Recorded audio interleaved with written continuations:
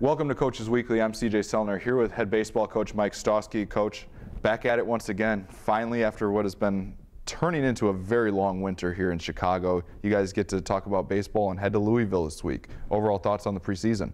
It's been a good preseason so far. Stuck inside, but nothing different than anything else. You know, we said on day one, you know, the gym we have and the cages and everything we have isn't ideal, but it is Midwest baseball, and that's what we signed up for. And I told the guys, we've had 2 pretty good years in a row being in that gym in the preseason. So it's been good, though. You know, the guys have stayed locked in. They're not complaining. They're not worried about it. You know, they're just excited to get outside and play somebody else. I mean, that's the thing, is that we've been competing against each other for so long now. They just want to face somebody in a different uniform. So I think our object this week is to just keep people one day at a time and not looking forward to Friday and just going one day at a time. But I could tell you right now, everyone's pretty excited about the weekend.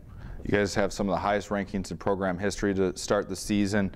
And it's kind of crazy to see that you have some of those rankings, and you have some people that have kind of overlooked this team for the first time in a while. When you graduate the class that you did, has that helped fueled some people in the preseason? I'll be honest with you, it hasn't been talked about. I actually had to be told that we didn't make it in one of the rankings. I didn't know. And the guys don't really talk about it. I think we made it such a point of emphasis the last few years to enjoy the spotlight of the ranking, but to not focus on the actual number, because as you know, once you get to the field, the number doesn't matter. If anything else, it just creates a bigger target. So I like the fact that, you know, there is some doubts out there. It does happen when you graduate 13 players, all of which played a key role in this team's success. So I don't blame the pollers for putting us a little bit down than we have been in the past. But yeah, I think there's probably a little bit, while the guys will never admit it, a little bit of that chip on their shoulder that they kind of want to prove that this team is just as good as the years past.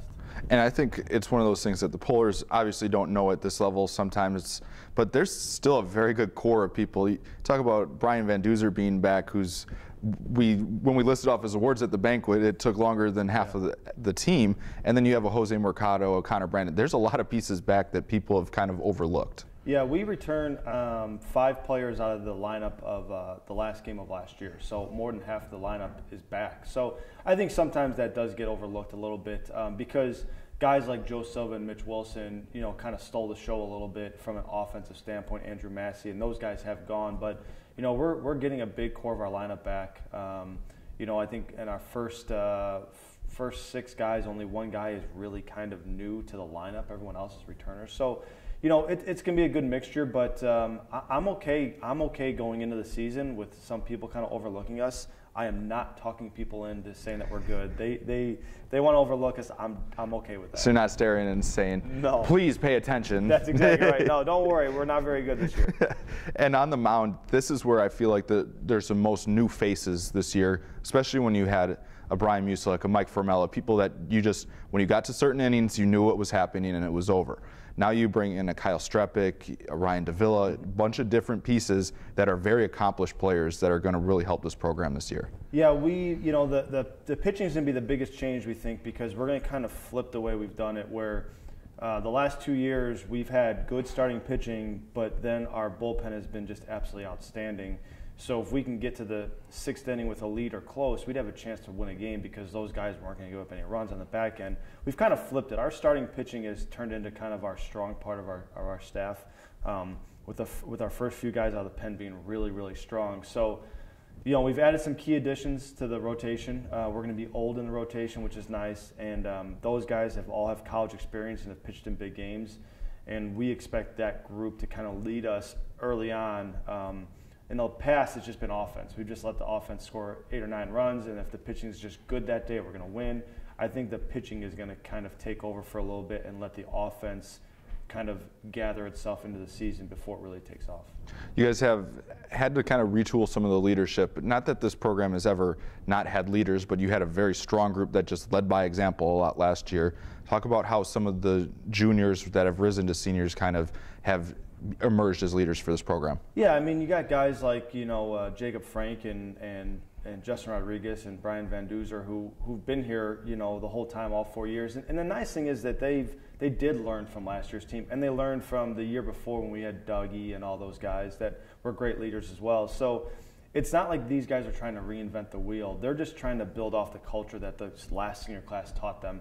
But those guys have done a really good job. You know, they've all played in big games. They've been through the best and worst of the last 4 years. They lived it. So it's been nice that we do have a good young core of guys that are going to play a big role this year. And it's nice that they have an older group of guys that they can kind of look to see how things work. Because as you know, it's amazing when you have an older team that has good leaders. When you get into that 3-2 game in the regional, the older guys don't freak out because they've played that game plenty of times. Where the young guys are biting their nails and freaking out.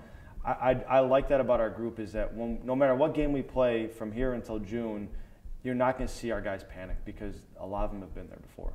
You guys get ready to head to Kentucky to go play 4 games this weekend. You take on Spalding, who is very close to you, and then you play on UW-Platteville. Overall thoughts on the weekend? Well, I'm really excited about going back to where I started my head coaching career. You know, Spalding is a place that gave me a shot when I was 26 years old, and I had no business being a head coach. And we had a great time there. We won a lot of games. We won a small College World Series. And now a former player of mine is the head coach. So it's still really special to me. You know, I told Matt, who's the head coach, I hope they go 38-2.